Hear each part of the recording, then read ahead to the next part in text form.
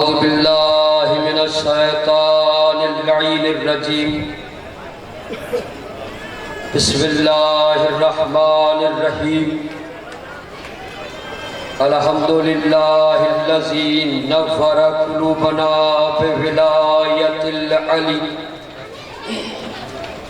وشرح صدورنا بمعرفة العلي وأملأ قلوبنا بذكر العلي وأبقى عيوننا في غم العلي الصلاة والسلام على سيد العلي وأب العلي وأم العلي وزوجة العلي وأبناء العلي وبنات العلي وشية العلي وأنصار العلي ولعنة ولا أعداء علي أما بعد فقد قال إله علي بسم الله الرحمن الرحيم ألم تعلم أن الله له ملك السماوات والأرض وما لكم من دون الله من ولي ولا نصير سلام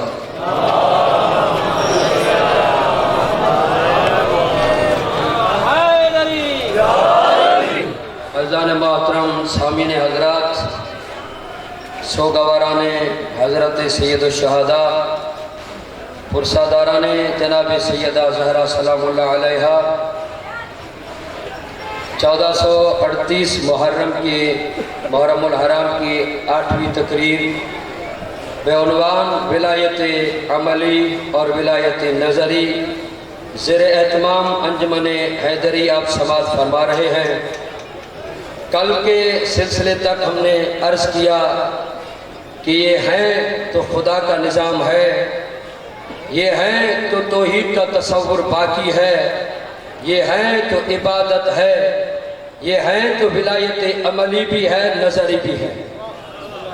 اگر یہ نہ ہوتے تو کائنات نہ ہوتی تو خدا کو پہچاننے والے نہ ہوتے، خدا ہوتا مگر خدا کو جھکنے والے نہ ہوتے۔ میں آپ سے مکمل توقع رکھ سکتا ہوں کیونکہ میں مسلسل یہ آج 8واں دن ہے آپ سے گفتگو کرتے ہوئے، آپ کے مزاج کا مجھے مکمل علم ہے اور میرے مزاج کا آپ کو تو علم ہے۔ ویسے بھی علی والے بلند ہوتے ہیں کیونکہ علی بلند ہے، علی کو ہمیشہ بلندی چاہتی ہے۔ میں اسی لیے کہتا ہوں کہ علی والوں کا مزاج بھی علی ہوتا ہے۔ توجہ چاہتا ہوں مسلسل یہ گفتگو کرتے ہوئے کل ہم یہاں تک پہنچے کہ پوری کائنات کو جو معرفت ملی ہے، اتم ذریعہ جو معرفت کا ہے وہ رسول کی ذات ہے یا علی کی ذات ہے۔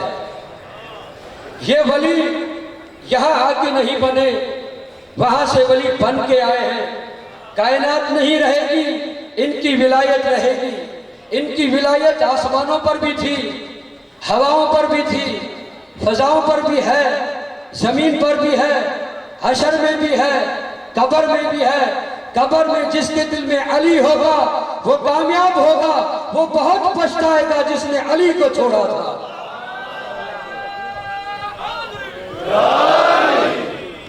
تو عزیزان محترم مسلسل ہم علی علی کرتے آ رہے ہیں۔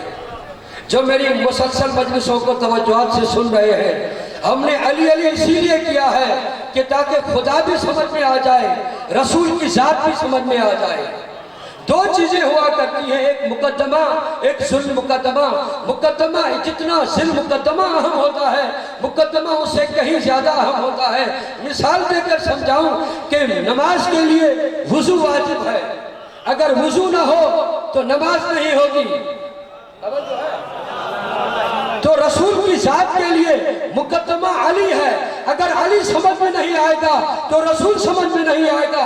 اسی لیے کہتے کوئی علی والا دکھاؤ جس نے کہا علی نبی مجھ جیسا، تاریخ میں نہیں بتا سکتے کسی نے کہا، کیوں نہیں کہا۔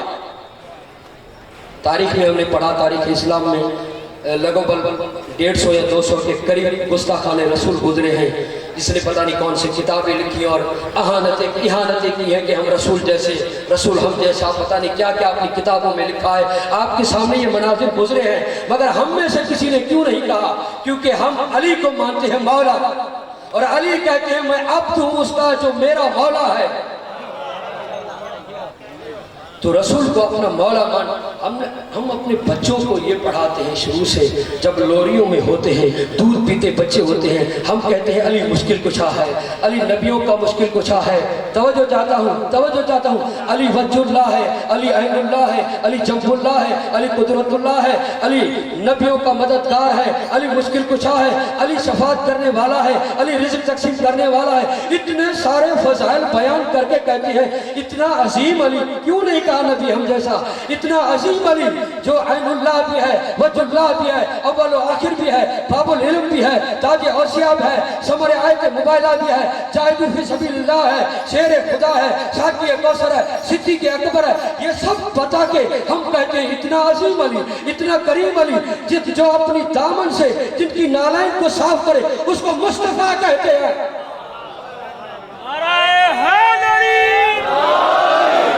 उसको मुस्तफ़ा कहते हैं। और ऐसे अली के फ़ज़ाइल बयान करके फिर हम कहते हैं हम अली के फ़ज़ाइल पढ़ते ही इसीलिए हैं ताकि मोहम्मद समझ में आ जाए, क्योंकि मुकद्दमा है अली की ज़ात, ताकि ज़िल मुकद्दमा समझ में आ जाए। किसी ने अगर अली को नहीं समझा है, हम जो यहाँ अली अली करते हैं इसीलिए करते हैं, कहते कि शिया रसूल के नाते नहीं पढ़ते, रसूल के कसायद नहीं पढ़ते, रसूल के मनाकिब नहीं पढ़ते, रसूल के शमाइल नहीं पढ़ते। नहीं, हम इसीलिए नहीं पढ़ते ताकि अली के पढ़ें, ताकि रसूल समझ में आ जाए। तवज्जो चाहता हूँ, करामत अली हमने बयान की ताकि रसूल की करामत समझ में आ जाए, अली की इस्मत बयान की ताकि रसूल की इस्मत समझ में आ जाए, अली की शुजात बयान की ताकि रसूल की शुजात समझ में आ जाए, अली की ताकत और कुव्वत को बयान किया ताकि रसूल की कुव्वत समझ में आ जाए। अली की ताकत क्या है बताऊं? अली की ताकत यह है कि वो दरवाजा खैबर का जो 40 बंदे खोलते थे, बंद करते थे, उसको उठाकर जो अपने हाथ से फेंकते और आज तक वापस ना आए, उसको अली कहते हैं। ऐसे अली को जो अपने बाजू पे बुलंद करके कहे मन कुत्ता मारा उसका रसूल।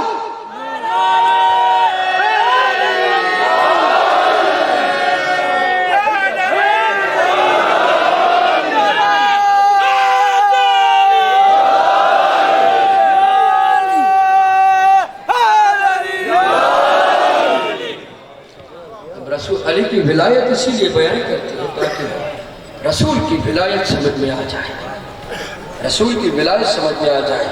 वो जहालत का दौर था जब रसूल मक्के और मदीने के उन जुल्मत की वादियों में आए, आके उन वादियों को इज्जत दी रसूल ने। जब जैसे आए तो रसूल की विलायत तकवीनी शुरू हो गई। भाई मुसलसल हो गया मैं अपने मौजू से, विलायत तकवीनी शुरू हो गई। किसी ने आके कहा अगर आप अल्लाह के रसूल हैं, तवज्जो चाहता हूँ, अगर आप अल्लाह के रसूल हैं तो इन कंकर को कहें कलमा पढ़े। तवज्जो चाहता हूँ, बस इतना है। अब रसूल ने कंकर उठाए, रसूल के हाथों की नरमी को महसूस करते हुए बेज़बान को ज़बान मिली और ज़बान इस बेज़बानी से कहने लगे वो भी हक है, तू भी हक है। अजीब है रसूल के हाथ, अजीब है रसूल के हाथ। अगर पत्थर आ जाए तो कलमा पढ़ते हैं, हैदर आ जाए तो कुरान पढ़ता है।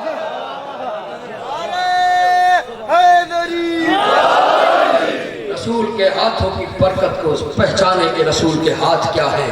और आने वाले ने कहा ये भी हमने मान लिया, अब ऐसा करें कि वो जो सामने दरख्त है आप उसको हुक्म दें आपके पास आ जाए। रसूल ने हुक्म दिया, वो दरख्त आगे कहा नहीं, आधा वहां रुका रहे, आधा यहाँ आ जाए। रसूल ने इशारा किया, था बेजान।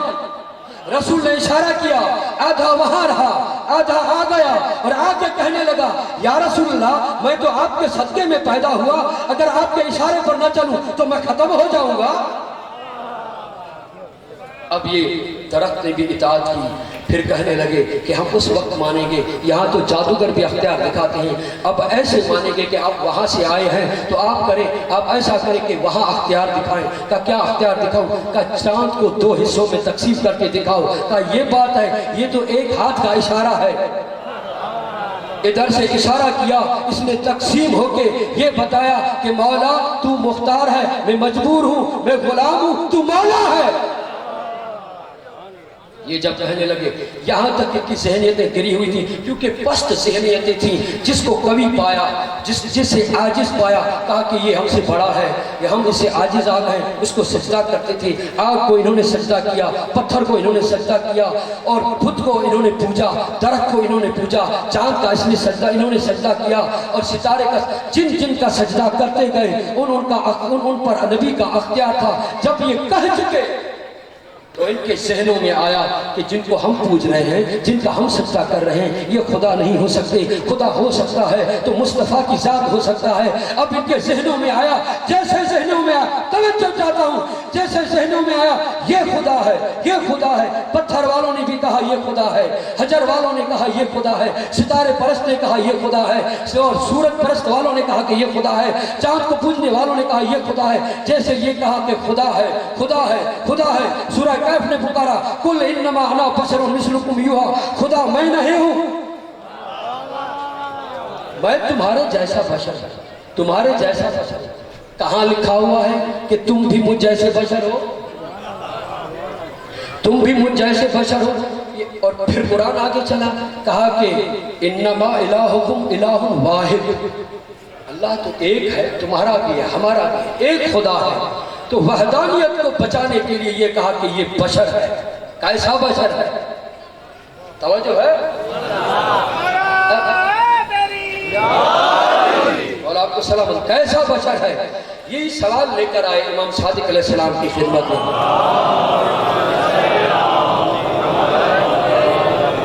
جب خدمت میں لے کر آئے تو پوچھنے لگے کہ یا ابن رسول اللہ، قرآن کی آیت کہہ رہی ہے کہ آپ کے نانا بشر تھے، کہا بشر تھے کس معنی میں؟ اس معنی میں کہ اللہ نے جس طرح سے تمہاری دو آنکھیں بنائی ہیں، اس طرح سے ویسے ان کی دو آنکھیں تھی، جس طرح سے تمہارے دو کان ہیں، اس طرح سے ان کے دو کان تھے، جس طرح سے تمہارا یہ وجود ہے، اس طرح سے ان کا وجود ہے۔ پھر بھی زمین و آسمان کا فرق ہے، تمہاری آنکھیں اندھی ہو جاتی ہیں مگر رسول کی آنکھیں وہاں دیکھتی ہیں جہاں ابراہیم بھی نہیں دیکھتا، تمہارے ہاتھ معلول ہو جاتے ہیں مگر رسول کے ہاتھ اٹھتے ہیں تو آسمان پر جتنی مخلوقات ہیں وہ غلامی کرتی ہیں۔ جناب ابو طالب کو رسول اپنی جوانی میں آگے کہتے ہیں، چچا جب بچپنے میں زیر آسمان میں سوتا تھا، آپ دیکھتے تھے کوئی ستارہ کہاں جا رہا ہے، کوئی ستارہ کہاں جا رہا ہے، کہاں چاند جا رہا ہے، کہیں نظام جا رہا ہے، آپ دیکھ کے حیران ہوتے تھے۔ بتائے کیا ہوتا تھا؟ کہا کہ میں اپنے جھولے میں سو کر چاند سے کبھی کھیلتا تھا، کبھی ستارے سے کھیلتا تھا، کیونکہ کائنات کا رسول ہوں۔ تمہارے کھلونے یہاں کے ہیں، ہمارے کھلونے وہاں۔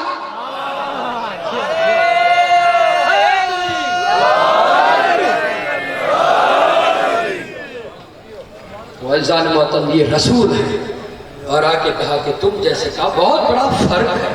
یہاں پر میں اگر شمائل مصطفیٰ اور صفات مصطفیٰ کے اوپر میں گفتگو کروں، ممبر کی قسم ہے کہ اس پر اشرا چاہیے، مجھ جیسے طالب علم کے لیے اشرا چاہیے کہ صفات بیان کرنے کے لیے کہ رسول کی ذات کی صفات کا۔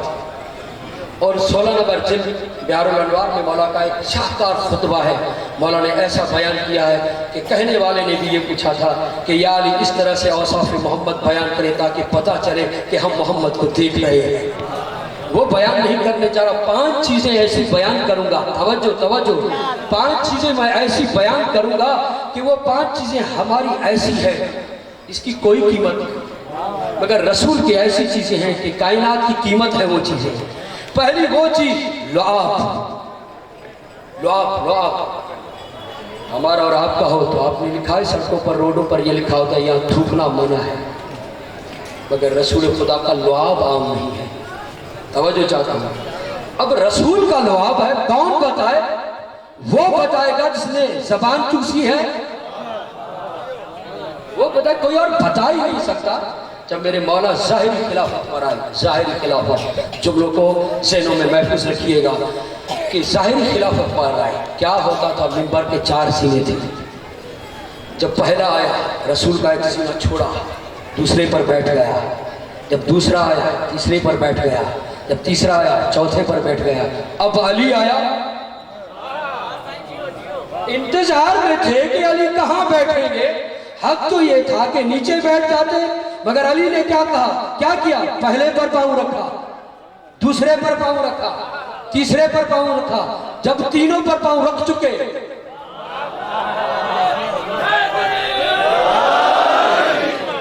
पहले पर पांव रखा, दूसरे पर रखा, तीसरे पर रखा, तीसरे पर पांव रख के वहां बैठे जहां रसूल बैठे थे। जैसे बैठे कोहनियां चलने लगी, कानों में बातें होने लगी।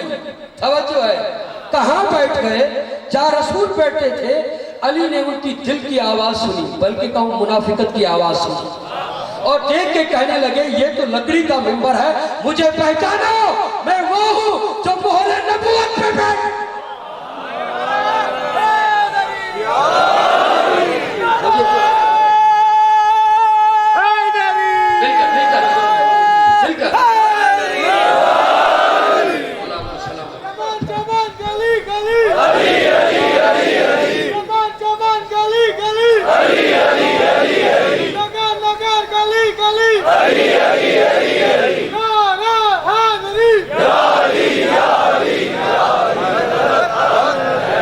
मुझे पहचानो, जब ये कहा दुनिया तो खुश होती थी इस मेंबर पर आकर।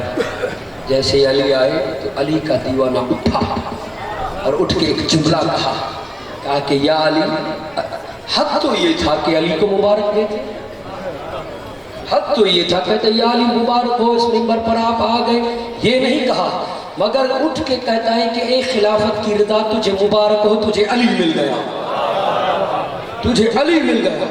जब ये कहा तो वारिस कुरान ने एक ऐलान किया, कहा कि तौरात वालों को लेकर आओ, तौरात से पूछे, इंजील वालों को लेकर आए, इंजील से पूछे, सबूर वालों को लेकर आओ, सबूर वाले सबूर से पूछे, कुरान वालों को लेकर आओ, कुरान से सवाल करें। तुम्हें क्या पता कि कुरान की मुब्तदा क्या है, खबर क्या है, नासिख क्या है, मंसूख क्या है? तुम्हें क्या पता कि कौन सी आयत कहाँ आई, कौन सी हवा में आई, कौन सी फिजा में आई, कौन सी जमीन पर आई, कौन सी अर्श पर आई, कौन सी पानी पर आई, कौन सी पहाड़ पर आई, कौन सी मिंबर पर आई, कौन सी मस्जिद पर आई? आओ मुझसे पूछो। जब ये कह चुके, आप जहन में रहे, जब ये कह चुके, कहने लगे जितना भी अली के पास इल्म है, अली के सीने में, वो आम न समझना, हाजा असरो लुआब रसूल अल्लाह।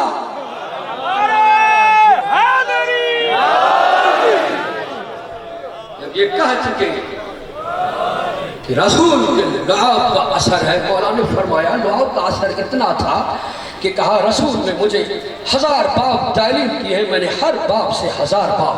कितनी मरतबा लुआब दिया था? कुल 2 मरतबा। एक जब आए काबे से ज़बान चुसाई, दूसरा खैबर में।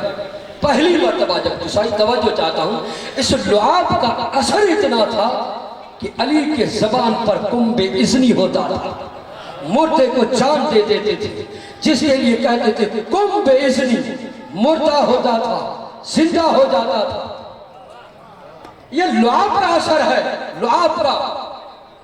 एक मरतबा था, दूसरे मरतबा खैबर में चश्मे आशुक हुआ था तो वहां मला, तवज्जो चाहता हूं। और हुसैन को एक मरतबा नहीं, 2 साल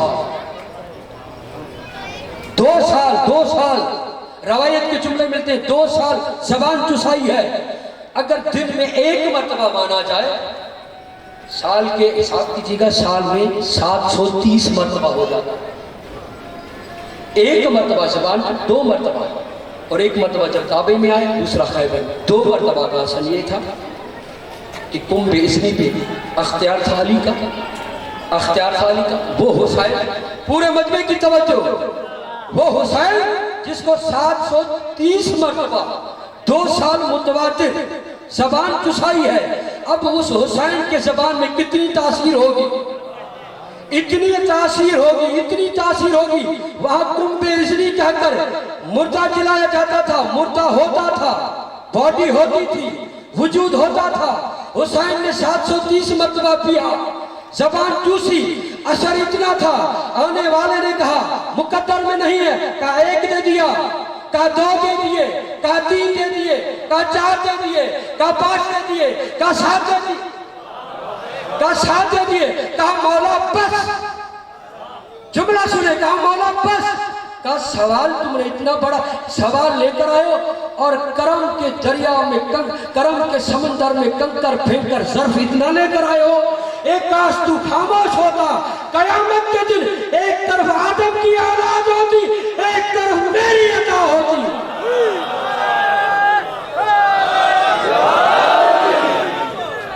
کہ کس طرح سے ہوا اور کیا ہوا، اب میرے پاس ٹائم نہیں ہے، اور اس کے لیے بھی سمجھانے کے لیے کم سے کم کچھ ٹائم چاہیے۔ اور ویسے بھی فضائل اہل بیت کہ اس بات کے لیے نہیں آئے ہم اپنا ایمان بتلانے کے لیے آئے ہیں، ہم شک کرنے والے نہیں ہیں، ہم نے کبھی شک کیا ہی نہیں ہے، شک کرنے والوں سے ہم محبت ہی نہیں کرتے۔ خدا کی قسم، کرم ہے اس خدا کا، شکر ہے خدا حسین کا، جس نے ہمارے دلوں کو غدیر کی مٹی سے بنایا، جس نے ہمارے سینوں پر حسین لکھا، جس نے ہمارے بازوؤں پر یا عباس لکھا۔ اسی لیے جب علی کی ولایت آتی ہے تو دل مچلتا ہے، حسین کا ماتم آتا ہے تو سینہ مچلتا ہے، عباس کا نام آتا ہے تو بازو بلند ہوتے ہیں۔ کرم ہے اس کا، اور یہ بھی میں کہا کرتا ہوں، علی کو سمجھنا آسان بھی ہے، مشکل بھی ہے۔ آسان اسی لیے ہے کہ اگر سمجھ میں آ جائے تو فقیر بھی علی علی کرتے ہیں، ملنگ بھی علی علی کرتے ہیں، کہیں نہیں پڑے ہوئے تو علی علی کرتے ہیں۔ اگر سمجھ میں نہ آئے تو دنیا کے بڑے بڑے امام کہتے ہیں مجھے نہیں پتا کہ خدا علی ہے، علی خدا۔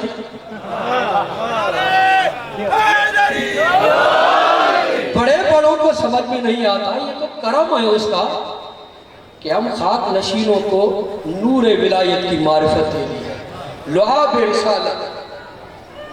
آخری روایت پھر چلتے ہیں دوسری۔ لعاب جناب جابر کہتے ہیں میں ایک مرتبہ رسول خدا کی خدمت میں پیش ہوا، اور میں نے کہا کہ یا رسول اللہ میری دعوت قبول کریں، چاہتا ہوں کہ آپ کی خدمت کروں۔ اگر ٹھیک ہے آپ جا کر اہتمام کریں، توجہ جا کے اہتمام کریں۔ جب اہتمام کرنے کے لیے اپنے گھر گیا، سوچا کہ دائیں بائیں والے ملا کر 10 ہوں گے، 20 ہوں گے، کتنے ہوں گے؟ بہرحال کھانے ویسے تو 4-5 ہوتے ہیں، کھانے کے ٹائم 20 ہو جائے مسئلہ نہیں ہے۔ جا کے اہتمام کیا، اب نکلے باہر، جلوس ہے سامنے، جا رہا ہے دعوت پر، ملے، توجہ چاہتا ہوں۔ ایک آیا پوچھا کہاں جا رہے ہو؟ کہا کھانے پر، چل دیے ساتھ۔ کہاں جا رہے ہو؟ دعوت پر، چل دیے ساتھ۔ کہاں جا رہے ہو؟ جابر کے گھر، دعوت۔ 600 ہو گئے، 600 کا مجمع، وہ بھی عرب، اونٹ کھانے والے، بکرے کھانے والے۔ اب 10 کا یا 20 کا کھانا بنا ہوا ہے، اب کیا ہوگا؟ دق الباب ہوا، جابر نے دروازہ کھولا، زیارت کی، پیچھے دیکھا، پریشان ہو گئے۔ رسول خدا نے دیکھ کر فرمایا میں بھی مشکل کشا ہوں، میرے ساتھ بھی مشکل کشا ہے، پریشان کیوں ہو جائے؟ اب اندر آئے۔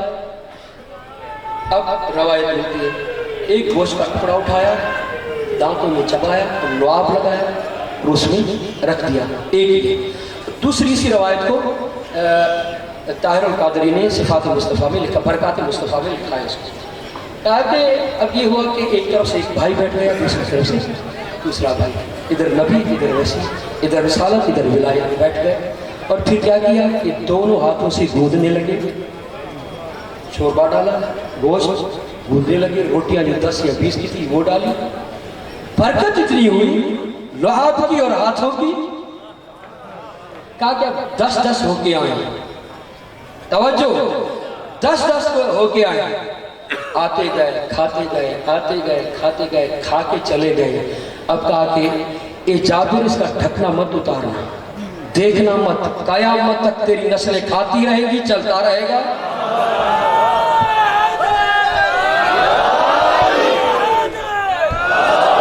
بات معرفت کی یہاں ایک اور ہے، لعاب کے علاوہ ہاتھ کون سے تھے؟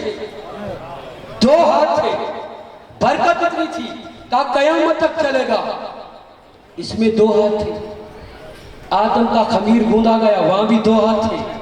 برکت اتنی ہے کہ مارنے والے آئے، چلانے والے آئے، ذبح کرنے والے آئے، آج تک آدمیت باقی ہے، یہ 2 ان ہاتھوں کی برکت ہے۔ یہ لعاب کا اثر ہے۔ اب چلے کہ اگر لعاب پر رکے تو ایسے حقائق لگا کے پھر مجالس کی ضرورت ہے۔ میں مختصر کیونکہ کل نتیجہ بھی دینا ہے، یا آپ کی خدمت میں عرض کروں کہ جتنے بھی اختیارات ہیں سن لیں جتنے بھی اختیارات ہیں، جتنے بھی جس کے بھی اختیارات ہیں، یہاں پر میں سوال قائم کرنے جا رہا ہوں، کل جو آئے گا یہ اس کے سوال کا جواب سنیں گا۔ اچھا آپ نے علی کے اختیار سنیں، سورج کو پلٹا رہے ہیں، مردے کو زندہ کر رہے ہیں، کائنات پر اختیار ہے مگر گلے میں رسن ہے۔ جناب سیدہ ہے جنت سے کپڑے منگوا رہی ہیں، اتنا اختیار ہے۔ مولا حسن کا اتنا اختیار، مولا حسین کا اتنا اختیار، امام سجاد کا زندگی اور موت پر اختیار، تمام اماموں کا اتنا اختیار، پھر زندانوں میں کیوں رہے؟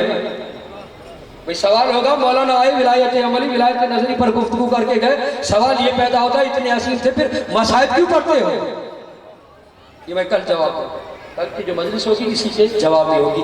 میں نے رکھا اس لیے تھا کہ تاکہ کل میں معصوم کی زبانی بیان کروں گا اور عملی طور پر بھی، کیونکہ ہمارا موضوع عملی بھی ہے۔ اس پر انشاءاللہ آپ صلوات پڑھ کے تھوڑا آگے آ جائیں تاکہ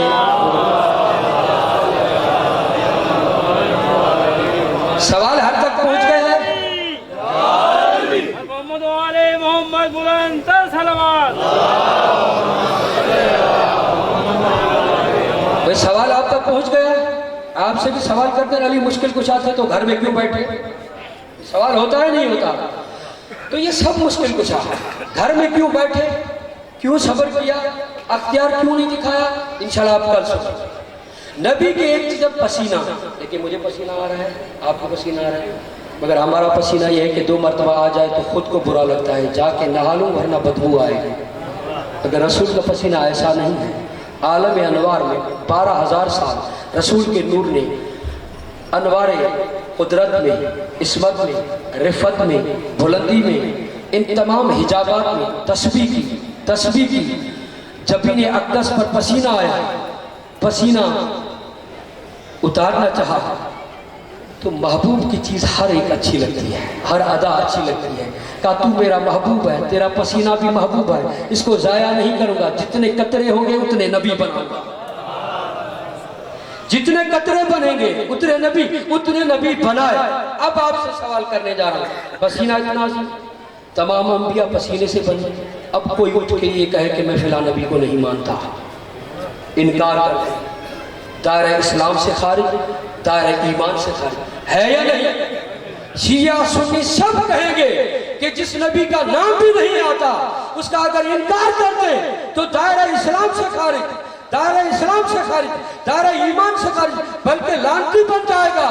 جو پسینے کا انکار کرے، اللہ اکبر، جو پسینے کا انکار کرے وہ دائرہ اسلام سے خارج، دائرہ ایمان سے خارج۔ جو پسینے کا انکار کرے، پسینے کا انکار کرے، پسینے کا انکار کرے وہ تو لعنتی، جو لہو کا قتل کرے وہ رضی اللہ کیسے؟ حسین کا قتل کرے وہ رضی اللہ کیسے بن سکتا ہے؟ پسینے کی اتنی طاقت۔ اب اور بتاؤ، یہ تو پسینہ ایک بال، توجہ ہے سب کی، ایک ہے بال۔ اچھا میں بتاؤں انسان کا بال اس کی کوئی قیمت نہیں ہے، اتنا گرا ہوا ہے، بکری اور بھیڑ کا بال جو ہے اس کی قیمت ہے مگر انسان کی نہیں، انسان کی بال کی۔ کہیں آپ نے دیکھا ہے کہ بھائی گیا اور لائی کی دکان پر مجھے 1 من بال چاہیے، اگر آپ بھی سردی آئے گی تو اس میں آپ دیکھیں گے کہ جیکٹ جو آپ ڈھونڈیں گے تو اس میں آپ کو ڈھونڈتے پھریں گے کہ اس کے بال چاہیے۔ یہ آپ کے بال ہیں، ہمارے بال ہیں جس کی کوئی وقت نہیں ہے، قیمت نہیں ہے، مگر یہ رسول کے بال ہیں۔ توجہ چاہتا ہوں، ایک صحابی ہے، صحابی نے کہا میں نے دیکھا، ایسے صحابی تھے پیارے جانثار، رسول سے اتنی محبت کرتے تھے، کہا کہ رسول نے والغیر کی زلفوں کو سوارا، کچھ چند بال تھے، کہنے لگا کہ یہ بال مجھے دے، جب آپ کی یاد آئے گی تو ان بالوں کو دے کر درود پڑھ لیا کروں گا۔ تو اس نے بال اٹھائے اور کپڑے میں باندھے اور آ کر اپنی الماری میں رکھ دیے۔ کہتا ہے جب رات ہوئی تو میں نے دیکھا آدھی رات کو قرآن کی تلاوت کی صدا آ رہی ہے، ڈھونڈتا ہوا اس جگہ پر آیا جہاں میں نے بال رکھے تھے، وہاں سے تلاوت آ رہی ہے۔ بھئی بال کیا ہے؟ ہدی حکیم سے مولا نے پوچھا تھا کہ ان بالوں میں جان کیوں نہیں ہوتی، ناخون میں جان کیوں نہیں ہوتی؟ کہا مولا مجھے پتا نہیں ہے۔ کہا تجھے پتا نہیں ہے، مجھے پتا ہے۔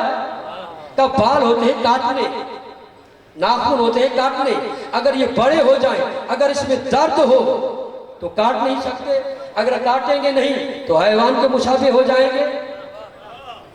توجہ ہے، بال بڑے رکھنے نہیں ہیں، زینت رکھیں، عورت کے بڑے بال مرد کے چھوٹے، مگر معاشرہ الٹا ہو جائے، مرد کے بڑے مرد بال رکھنا شروع ہو جائیں اور عورتیں کاٹنا شروع ہو جائیں، یہ ایک اور فیشن آ گیا۔ تو اس طرح سے یہ جو بال ہے یہ لے کر گیا، توجہ چاہتا ہوں، اس میں جان نہیں ہوتی۔ جان کوئی کہتا ہے کہ میں نے بال کٹوائے بہت درد ہوا، نہیں کہتا، اس میں جان نہیں ہے۔ جس میں جان نہیں تھی وہ تلاوت کر رہے تھے، توجہ توجہ، جس میں جان نہیں تھی وہ تلاوت کر رہے تھے۔ مجھے تعجب بھائی یہ روایت جس نے لکھی ہے اور اس نے غور نہیں کیا، جس میں جان نہ ہو وہ کٹ کے تلاوت کرے، اس میں سوال نہیں ہوتا۔ جو رسول کی جان حسین ہے وہ کٹ کے نیزے پہ قرآن پڑھے، یہ اتنا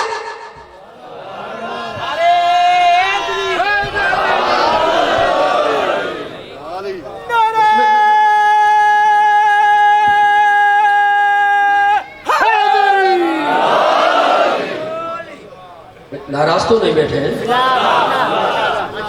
تو یہ بال، جب بال کا اتنا اثر ہے تو آل میں کیا ہوگا؟ بال میں اتنی برکت ہے تو آل میں کتنی برکت ہوگی؟ یہ بال، اچھا یہی بال امام رضا علیہ السلام کے دور میں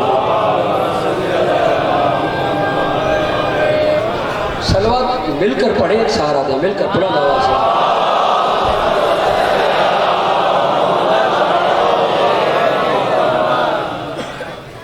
امام کے دور میں مامون کے پاس 8 بال آئے، 8 بال آئے، اور لانے والا کہتا ہے کہ یہ رسول کے بال ہیں۔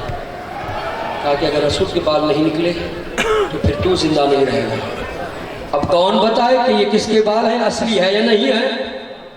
وہ بتائے جو رسول کا وارث ہے، جس کا خون رسول والا ہے، جس کا گوشت رسول والا ہے، جس کا روح رسول والا ہے، جس کے لیے رسول نے کہا کہ اولنا محمد، آخرنا محمد، اوسطنا محمد، کلنا محمد۔ وہ ایسا محمد کا مصداق ہو، علی بھی ہو وقت کا، محمد بھی ہو۔ بلایا گیا امام کو، کیوں بلایا؟ کہا یہ بال بتائیں کس کے؟ رسول کے فضل نے کہا یہ 5 ہمارے ہیں، 3 ہمارے نہیں۔ کہا کیسے پتا چلے کہ یہ 3 ہمارے نہیں 5 ہمارے ہیں؟ کہا 5 سے وہی خوشبو آ رہی ہے جو میری خوشبو ہے، 5 کی وہی اصلیت ہے جو میری اصلیت ہے۔ کہا دلیل؟ کہا آگ لے کر آؤ۔ جب آگ جلائی گئی تو اب پتہ کیسے چلے؟ تو کیا پہلے 3 کو ڈالا، جاتے ہی جل گئے؟ توجہ چاہتا ہوں، 3 کو ڈالا، جاتے ہی جل گئے، 5 کو نزدیک کیا، جیسے ہی نزدیک ہوئے یہ آگ بجھ گئی۔ نہیں، یہ تو بال ہیں، یہ رسول سے یا آل رسول سے کوئی چیز مس ہو جائے اس کو آگ نہیں جلا سکتی، آگ نہیں جلا سکتی۔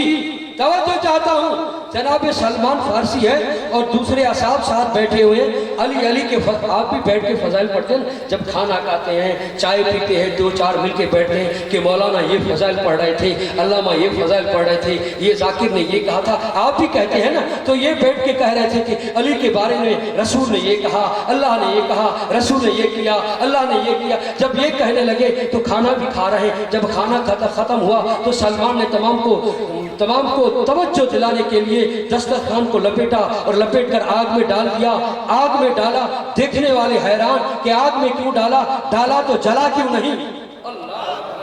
ڈالا تو جلا کیوں نہیں؟ کہا کہ غور سے دیکھو دسترخوان آیا کہاں سے ہے؟ کہا سیدہ کے گھر سے، جس کو سیدہ کی ہاتھ یا جس کو سیدہ کے ہاتھ مس کرے اس کو آگ نہیں جلا سکے گی۔ جملہ آگ نہیں جلا سکے گی۔ ہم آزادار ہوتی ہیں، ہمارے آنسو لینے کے لیے سیدہ آتی ہے، جو رومال یہاں لگ جائے اس کو آگ نہیں جلا۔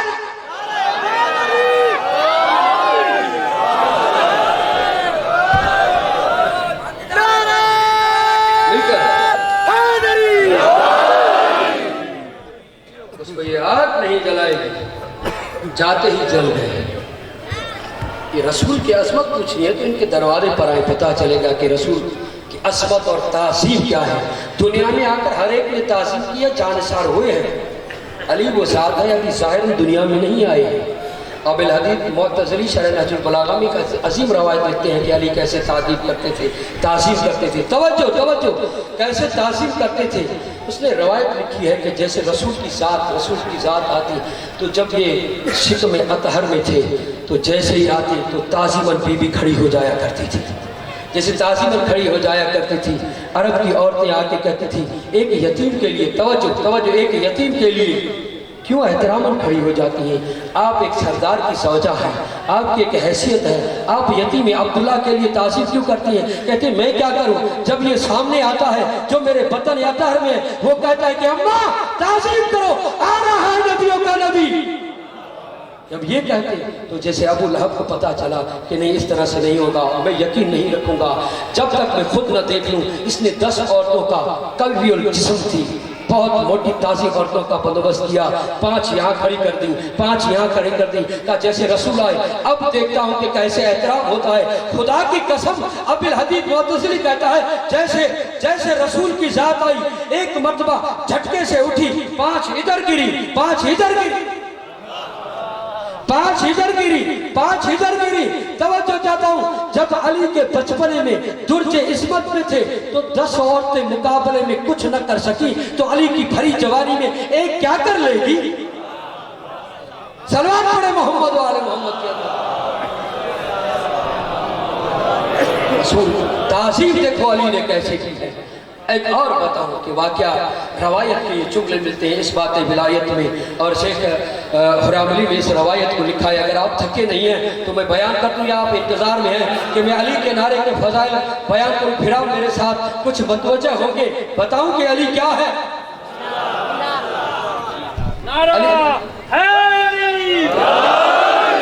امام نے فرمایا کتاب احتجاج میں، آپ لوگ سنتے رہتے ہیں، مجھے پتا ہے کہ آپ خاموش کیوں بیٹھے ہیں، آپ روایت سننا چاہتے ہیں۔ آپ نے ایمان، میں نے کہا تھا کہ کوئی بزرگ کہتا کہ علی کا نام سن کے ایمان کی بیٹری چارج ہو جاتی ہے، تو کل بیان کر کے گیا ہوں علی کا نام جو سنتا ہے مومن خوش ہو جاتا ہے، شیطان کے چہرے کا گوشت گر جاتا ہے۔ تو یہ نام کہاں کہاں تھا؟ توجہ کہاں کہاں نام تھا؟ امام فرماتے ہیں کہ جب اللہ نے زمینوں کو خلق کیا اس کے اوپر لکھا لا الہ الا اللہ محمد رسول اللہ علی ولی اللہ۔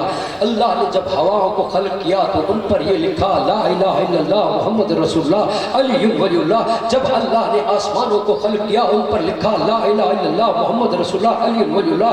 اللہ نے جب ہواؤں کو خلق کیا ہواؤں پر یہ لکھ دیا لا الہ الا اللہ محمد رسول اللہ علی ولی اللہ۔ جب اللہ نے دریاؤں کو خلق کیا دریاؤں پر لکھ دیا لا الہ الا اللہ محمد رسول اللہ علی ولی اللہ۔ جب پوری کائنات کے ہر ذرے ذرے کو خلق کر کے جب یہ لکھا تو میں سوال کروں پروردگارا ہر جگہ پر علی کیوں لکھا؟ ہر جگہ پر علی کیوں لکھا؟ ہر جگہ پر علی کیوں لکھا؟ ہر جگہ پر علی کیوں لکھا؟ مومن کے دل پر علی لکھا ہے، مومن کے آنکھوں پر علی لکھا ہے، مومن کے وجود پر علی لکھا ہے، مومن کے ایمان پر علی لکھا ہے، مومن کی محبت پر علی لکھا ہے۔ یہ علی کیوں لکھا ہے؟ کہ ایک دن میرا رسول یہی لکھنے کے لیے کاغذ قلم مانگے گا، تم نہ دے کر کپاست دکھاؤ گے، میں لکھ کر قدرت دکھا رہا ہوں۔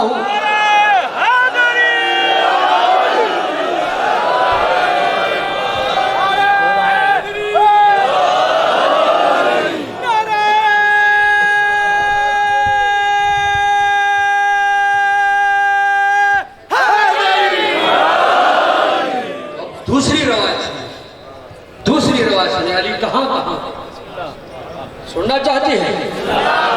دوسری روایت سنیں، ایک جن ہے بہت بڑی شکل میں آتا ہے رسول کی بارگاہ میں اور بیٹھا ہوا ہے، جو ساتھ میں بیٹھے ہوئے تھے وہ ڈر رہے تھے، کہہ رہے تھے کہ نہ ڈرو میں ساتھ ہوں۔ اتنے میں علی آیا، جیسے علی آیا جن تھا سکڑ کے چھوٹا ہو گیا، اتنا ہو گیا چڑیا جتنا بن کے دیوار پہ جا کے بیٹھا اور کہنے لگا اجرنی یا رسول اللہ، اجرنی یا رسول اللہ، رسول اللہ بچاؤ بچاؤ بچاؤ بچاؤ۔ یہ آ گیا، اس کو جانتے ہو؟ کہا کہ حضرت سلیمان کے دور میں ہم 40 جن تھے، جب کوئی مشرک آ کے بتوں سے دعا کرتے تھے ہم وہاں آواز سنتے تھے، جب اللہ کہتا ملائکہ کو وہاں جا کر برسات برساؤ تو ہم بتوں میں آ کے اس جگہ پر آتے جہاں بارش نہیں ہوتی تھی، یہ دعا مانگتے تھے بتوں سے، ہم وہاں سے آواز دیتے میرے بندے کل بارش ہوگی۔ یہ ہماری شیطنت تھی، जैसे शैतानत थी, शैतान बन गए, तो ये कुल्ले ईमान आया। कुल्ले ईमान आया, हुक्म हुआ कि जाओ इनको खत्म करो।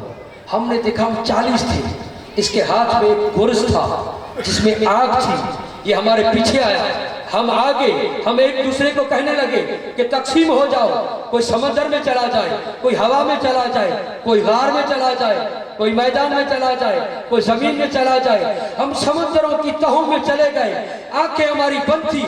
जहां जहां हमने आंखें खोली वहां वहां अली था।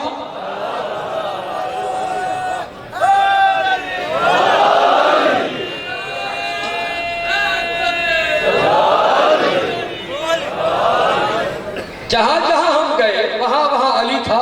वो जो गुर्ज उठाया हुआ था, आज वो गुर्ज अली ने मुझे रान पर मारा था। निशान अब तक बाकी है। अली ने मारा है, कैसे निशान खत्म होगा? जो अली निशान बना दे, चाहे गुर्ज से हो या विलादत से हो, वो निशान कोई मिटा नहीं सकता। हुकूमतें आ जाएं, निशान मिटाने की कोशिश करें, आज तक काबे में निशान मौजूद है। बड़ा जोर लगाया है, बड़ा जोर लगाया है। अली के निशान को न, अली के आमद की निशान को न मिटा सके। ये आए हैं अली को मिटाने के लिए, ये अली के नाम को न मिटा सके। ये कैसे मिटा सके? ये अली नाम उसका भी है, इसका भी है। अल्लाह ने अपना नाम दिया है। तवज्जो है? तो मैं रवायत पढ़ रहा था कि रसूल खुदा पर ईमान अली का क्या है। मैंने अर्ज किया था मुकदमा अली है, सिर मुकदमा रसूल की ज़ात है। तो एक शख्स आ रहा था नाका लेकर, नाका, आखिरी 2 रवायतें पढ़ने जा रहा हूँ। नाका लेकर आ रहे हैं। कौन लेकर आ रहा है? यहूदी। रसूल खुदा ने फरमाया बेचोगे? हाँ बेचूंगा। कितने में? तवज्जो। कहा 50 दिनार में। कहा लो। कहा दो। जब लिया तो कहा गवाह। जब 50 ले चुके यहूदी, अब ये नाका नहीं दे रहा, कह रहा है कि गवाह दो। यहूदियों तुम्हारी पुरानी आदत है मासूम से गवाह तलब करना। लिया भी है, फिर गवाह मांग रहे हो। अब कोई आया, अब कोई आया, कहने लगा क्या माजरा है? माजरा बताया, इसने नाका बेचा, मैंने पैसे दिए, अब नहीं दे रहा है।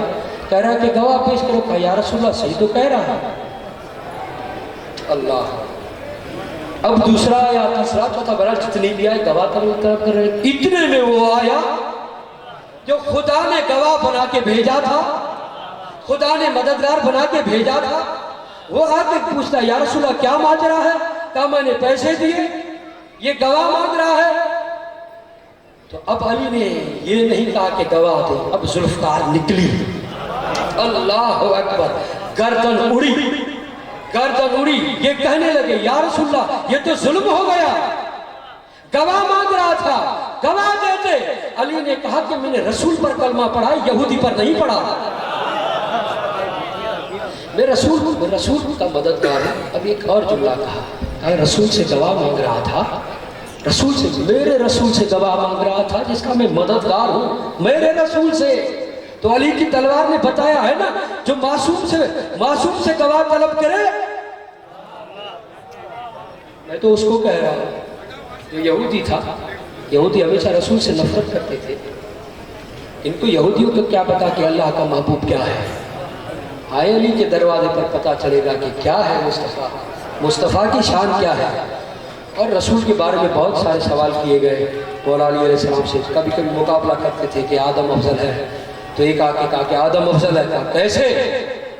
क्या इसलिए कि आदम को सजदा कराया गया। क्या अच्छा सजदा कराया गया था, हमारे रसूल से अफजल है। कहा तुम्हारे आदम पर को सजदा था, मेरे नबी पर दुरूद है। सजदा खत्म हो गया, दुरूद क़यामत तक रहेगा। मिलकर सलवात पढ़ें।